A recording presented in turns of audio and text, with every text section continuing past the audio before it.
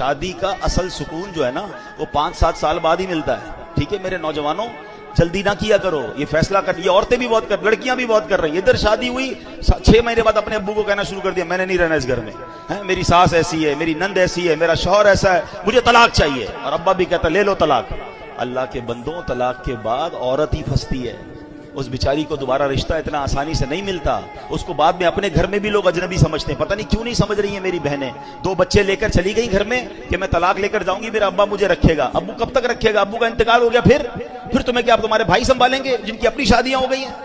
اتنی جلدی کر رہے ہیں لوگ طلاق میں، اتنا جلدی فیصلہ، ٹائم لگتا ہے. یہ رشتہ 2-4 سال کا نہیں ہے، یہ زندگی بھر کا رشتہ ہے. اللہ کرے یہ جنتوں تک کا رشتہ بن جائے.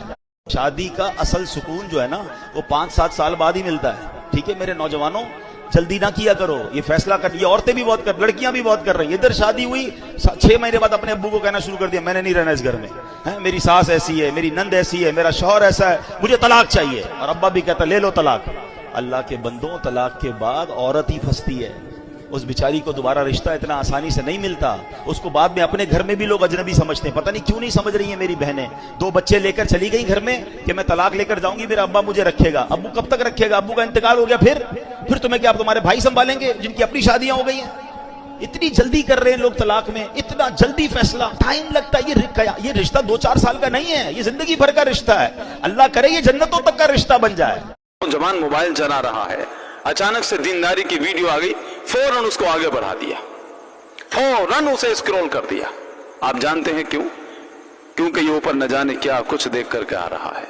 فحش گانے، آدھے ادھورے کپڑے، تھرکتے ہوئے جسم، بے حیائی کے مناظر، طرح طرح کی چیزیں دیکھ کر یہ اپنی آنکھوں کو گناہوں میں لت پت کر چکا ہے.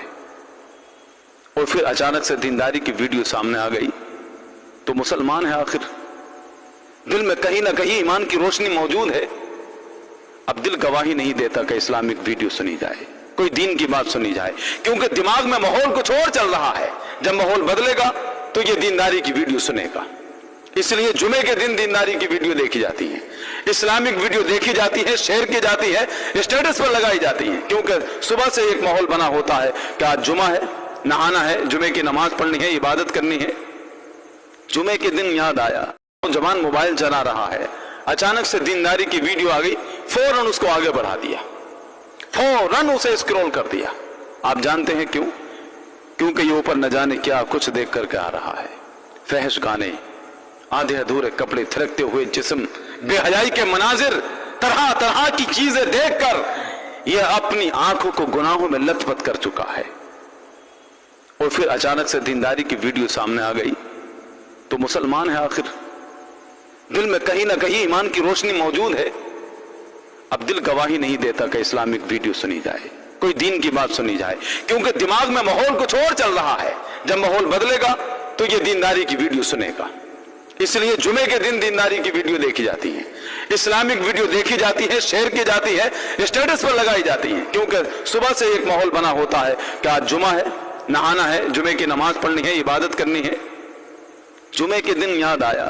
شادی کا اصل سکون جو ہے نا وہ 5-7 سال بعد ہی ملتا ہے. ٹھیک ہے میرے نوجوانوں، جلدی نہ کیا کرو. یہ فیصلہ کر، یہ عورتیں بھی بہت کر، لڑکیاں بھی بہت کر رہی ہیں. ادھر شادی ہوئی 6 مہینے بعد اپنے ابو کو کہنا شروع کر دیا میں نے نہیں رہنا اس گھر میں، میری ساس ایسی ہے، میری نند ایسی ہے، میرا شوہر ایسا ہے، مجھے طلاق چاہیے. اور ابا بھی کہتا لے لو طلاق.